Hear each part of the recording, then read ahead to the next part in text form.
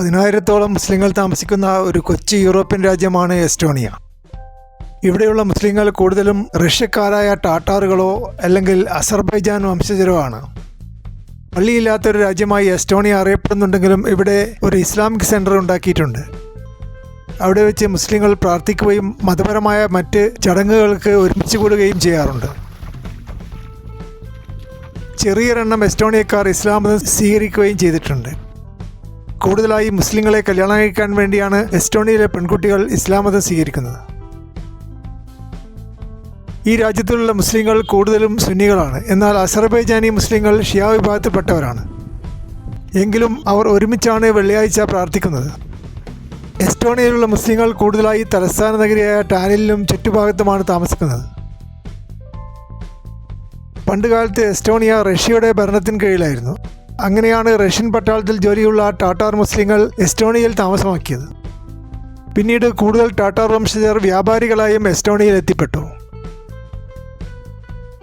റഷ്യയുടെ ഭരണം കമ്മ്യൂണിസ്റ്റുകാർ ഏറ്റെടുത്തതോടുകൂടി ഇസ്ലാം മതം നിരുത്സാഹപ്പെടുത്തുകയും പള്ളി അടച്ചുപൂട്ടുകയും ചെയ്തു. രണ്ടാം ലോക മഹായുദ്ധത്തിൽ ടാറ്റാറുകളുടെ പള്ളി നശിപ്പിക്കപ്പെടുകയും ചെയ്തു. എസ്റ്റോണിയയിലെ മുസ്ലിങ്ങൾ മിതവാദികളും ജിഹാദി ആശയങ്ങൾ ഇഷ്ടപ്പെടാത്തവരുമാണ്. ഇവിടെയുള്ള ക്രിസ്ത്യാനികളുമായി ടാറ്റാർ മുസ്ലിങ്ങൾ നല്ലപോലെ യോജിച്ചു പോകുന്നുണ്ട്. ടാലിൻ നഗരത്തിലെ ഇസ്ലാമിക് സെൻറ്ററിൽ പ്രാർത്ഥനയും സാംസ്കാരിക പരിപാടികളും വിദ്യാഭ്യാസപരമായ പ്രവർത്തനങ്ങളും നടക്കുന്നുണ്ട്. യൂറോപ്പിൻ്റെ വടക്ക് ഭാഗത്തുള്ള ഒരു കൊച്ചു രാജ്യമാണ് എസ്റ്റോണിയ. റഷ്യക്കടുത്താണ് എസ്റ്റോണിയയുടെ സ്ഥാനം. ഇന്ത്യയുടെ 15 ഇരട്ടിയാണ് ആളോഹരി വരുമാനം. യൂറോപ്യൻ യൂണിയനിൽ മെമ്പർഷിപ്പുണ്ട്. എസ്റ്റോണിയയുടെ തലസ്ഥാനമായ ടാലിൻ നഗരം 4 ലക്ഷം ജനങ്ങൾ താമസിക്കുന്ന ഒരു കൊച്ചു നഗരമാണ്. രാജ്യത്തിൻ്റെ 1/3 ഭാഗം ആളുകളും തലസ്ഥാന നഗരിയിൽ താമസിക്കുന്നു. ചെറിയ രാജ്യമാണെങ്കിലും ടൂറിസം മേഖലയിൽ വമ്പിച്ച വളർച്ച എസ്റ്റോണിയയ്ക്കുണ്ടായിട്ടുണ്ട്. 13 ലക്ഷത്തോളം ടൂറിസ്റ്റുകൾ ഒരു വർഷം എസ്റ്റോണിയ കാണാൻ വരുന്നു. എസ്റ്റോണിയയുടെ തലസ്ഥാനമായ ടാലിൻ നഗരത്തിലെ ഓൾഡ് ടൗൺ വളരെ ആകർഷണീയമായ ഒരു ടൂറിസ്റ്റ് ഡെസ്റ്റിനേഷനാണ്.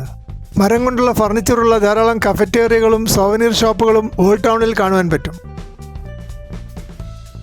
പണ്ട് റഷ്യക്കാർ എസ്റ്റോണിയ ഭരിച്ചിരുന്നപ്പോൾ കാർഷിക പ്രധാനമായ ഒരു സംസ്ഥാനമായി മാത്രമേ എസ്റ്റോണിയയ്ക്ക് പ്രാധാന്യമുണ്ടായിരുന്നുള്ളൂ.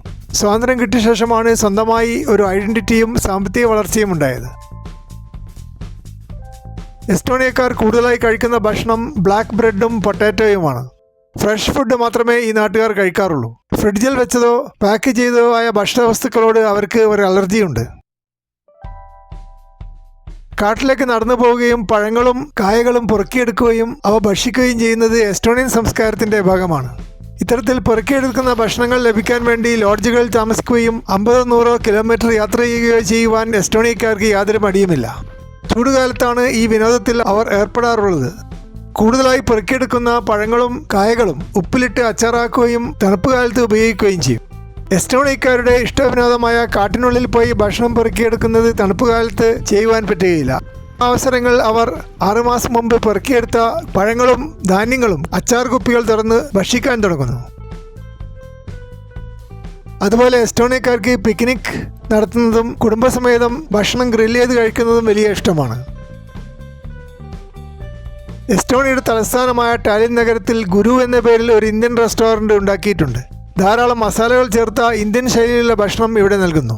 2000 ഇന്ത്യൻ രൂപ കൊടുത്താൽ ഡിന്നർ ലഭിക്കും. നല്ല നൈറ്റ് ലൈഫുള്ള രാജ്യമായും എസ്റ്റോണിയ അറിയപ്പെടുന്നു. ചെറിയ രാജ്യമായതുകൊണ്ട് കൂടുതൽ എൻജോയ്മെൻറ്റുള്ള അവസരം ഇവിടെ ഒരുക്കിയിട്ടുണ്ട്. പണ്ടുകാലത്ത് റഷ്യക്കാർ ഭരിച്ചപ്പോൾ ഇവിടെ ഒരു മാഫിയയുടെ സ്വാധീനമുണ്ടായിരുന്നു. ഇപ്പോഴും നൈറ്റ് ക്ലബ്ബുകളിലും ബാറുകളിലും മാഫിയക്ക് അല്പം സ്വാധീനമുള്ളതായി കാണാൻ പറ്റും. വൈകുന്നേരം ജോലി കഴിഞ്ഞ് വന്നാൽ കുളിച്ച് ഭക്ഷണം കഴിച്ച് കിടന്നിറങ്ങുന്ന ഒരു ശീലം കേരളത്തിലെ നല്ല കുടുംബങ്ങളിലെ ചെറുപ്പക്കാർക്കുണ്ട്. എന്നാൽ അത്രയും അച്ചടക്കമില്ലാത്ത കുടുംബങ്ങളിൽ വൈകുന്നേരം മക്കളെ പുറത്തേക്ക് പോകാൻ അനുവദിക്കുന്ന ഒരു സംസ്കാരമുണ്ട്. അത്തരത്തിലുള്ളവർ പല രാജ്യങ്ങളിലും പോയാൽ നൈറ്റ് ക്ലബ്ബുകളിലും മദ്യക്കടകളിലും പോവുകയും മാഫിയയുടെ പിടിയിൽപ്പെടുകയും ചെയ്യും. വൈകുന്നേരം പുറത്തു പോകുന്ന ശീലമില്ലാത്ത ആളുകൾക്ക് ഏത് രാജ്യത്തിൽ പോയാലും സുരക്ഷിതമായി ജീവിക്കാൻ പറ്റും. എസ്റ്റോണിയയിലേക്ക് യാത്ര ചെയ്യുന്ന ഇന്ത്യക്കാർ ഹോസ്റ്റലുകളിൽ താമസിക്കാൻ ഇഷ്ടപ്പെടുന്നു. 2000 ഇന്ത്യൻ രൂപ കൊടുത്താൽ ഒരു രാത്രി ഹോസ്റ്റലിൽ ഡോർമെറ്ററി ബെഡ് ലഭിക്കും. പുതിയ ഫ്രണ്ട്സിനെ പരിചയപ്പെടുവാനും ടൂർ പരിപാടികൾ ഓർഗനൈസ് ചെയ്യുവാനും സാഹസിക പരിപാടികളെക്കുറിച്ച് മനസ്സിലാക്കുവാനും വിനോദ പരിപാടികൾ പങ്കെടുക്കുവാനും ശനിയാഴ്ചയും ഞായറാഴ്ചയും നല്ലപോലെ ആഘോഷിക്കുവാനും ഹോസ്റ്റലുകളിൽ സൗകര്യമുണ്ടാകും. ഹോട്ടലിൽ താമസിക്കുന്നവർക്ക് ഇത്രയധികം എൻജോയ് ചെയ്യാൻ പറ്റുകയില്ല.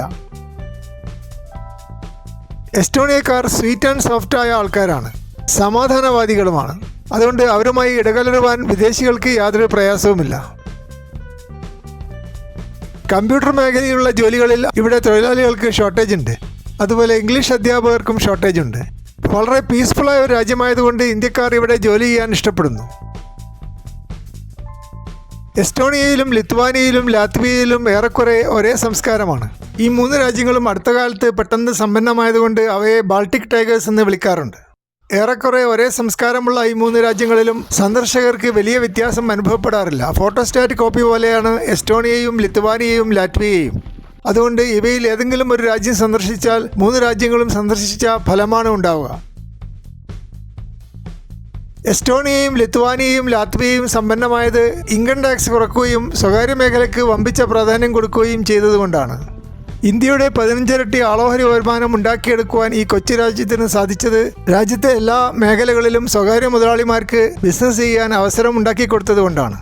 ഇന്ത്യ പോലെയുള്ള വലിയൊരു രാജ്യത്തിന് എസ്റ്റോണിയയുടെ സാമ്പത്തിക നിലവാരം കൈവരിക്കാൻ കഴിയാത്തത് ഇന്ത്യയിൽ ധാരാളം ഗവൺമെൻറ് കമ്പനികൾ ഉള്ളതുകൊണ്ടാണ്. എസ്റ്റോണിയയെ ഒരു മാതൃകയാക്കി സ്വീകരിക്കുകയാണെങ്കിൽ കേരളത്തിന് ഒരു സമ്പന്ന സംസ്ഥാനമാകുവാനും ഇന്ത്യക്ക് ഒരു സമ്പന്ന രാജ്യമാകുവാനും സാധിക്കും.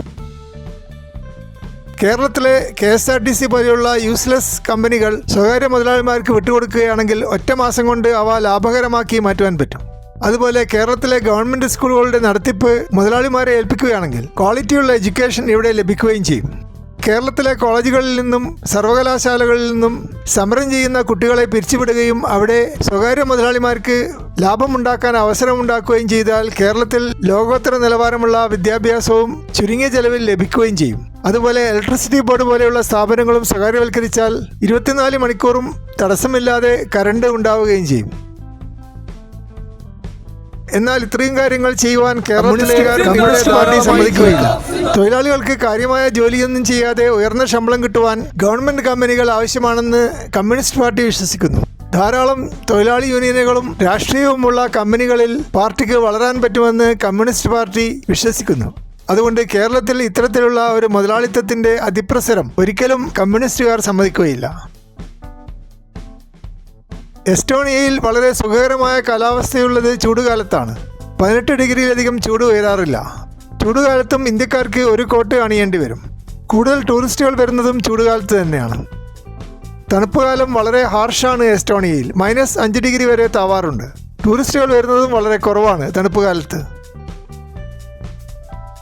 എസ്റ്റോണിയയിൽ എല്ലാവരും എസ്റ്റോണിയൻ ഭാഷ അല്ലെങ്കിൽ റഷ്യൻ ഭാഷ സംസാരിക്കുന്നു.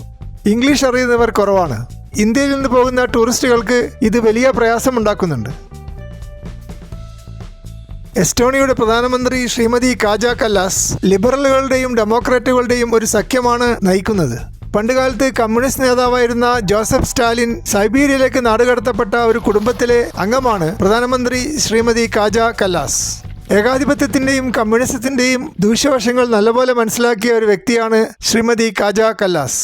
മുമ്പ് അഭിഭാഷകയായും മനുഷ്യാവകാശ പ്രവർത്തകയായും ജോലി ചെയ്തിട്ടുണ്ട്. തലസ്ഥാന നഗരിയായ ടാലിന് പുറമെ 33 ചെറിയ നഗരങ്ങളും എസ്റ്റോണിയയിലുണ്ട്.